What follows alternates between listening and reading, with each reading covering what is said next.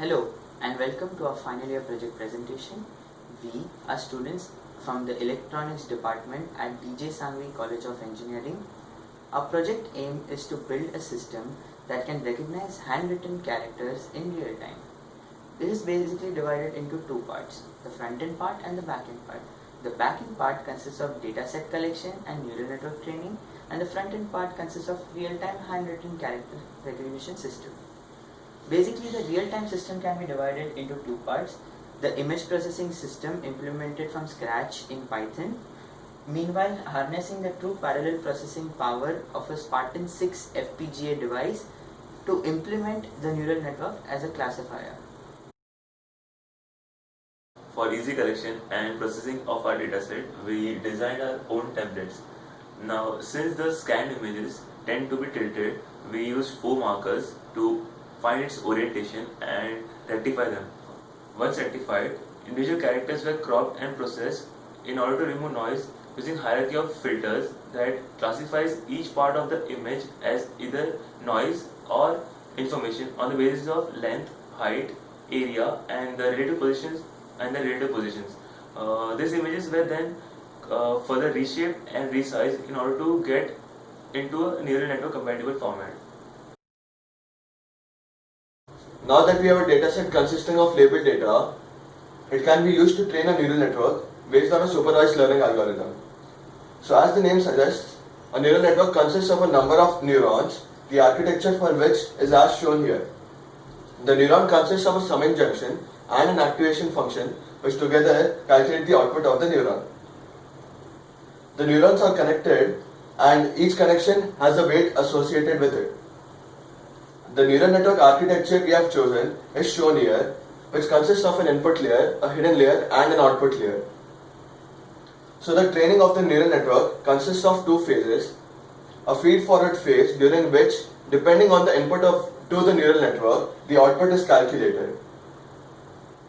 Because the data is labeled, we can calculate the error at the output of the neural network and then back propagate this error to calculate the error at output of each neuron. Based on the value of this error and gradient descent algorithm, we are able to update these weights of the neural network to minimize the error at the output of the neural network. So as it can be seen here, using the neural network architecture we selected, we were able to obtain an accuracy of up to 91%. Now that the network is trained, it can be used to classify characters on an FPGA. Several parts of the neuron model were implemented on the FPGA. Firstly, the sigmoid.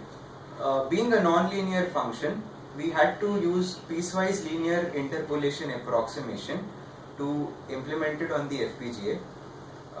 As seen from the plot, the waveform in red is a very good approximation of the actual sigmoid function. The second part which was implemented on the FPGA was the summing junction. The summing junction was modeled as a MAC unit which uses the DSP48 slices of the Spartan 6 FPGA. Apart from these, two 18 KB block RAMs were modeled as a ROM to store the weights and biases of the network. Finally, the feed-forward controller fetches the weights from the ROM, the inputs from the UART for each neuron to calculate the output of the network. The classified output is sent back to the PC via the UART. Now I'll talk about the real-time handwritten character recognition part. Basically, this box ensures that the lighting condition will remain constant. We load this paper using the tray here. So now we are loading the paper here, which can be seen in the live feed here. Since this is an RGB image, we are going to first convert it to a black and white image as shown here.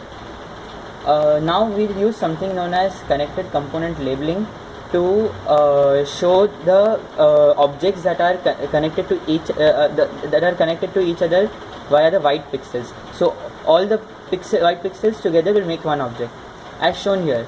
So now 7 has been identified as two different objects. We do not want that, so we use something known as dilation, in which we are going to first bleed out the pixels outwards, which will end up merging with the previous parts. Now that we have dilated this image, we apply CCL back to it and we get 7 as one single connected object.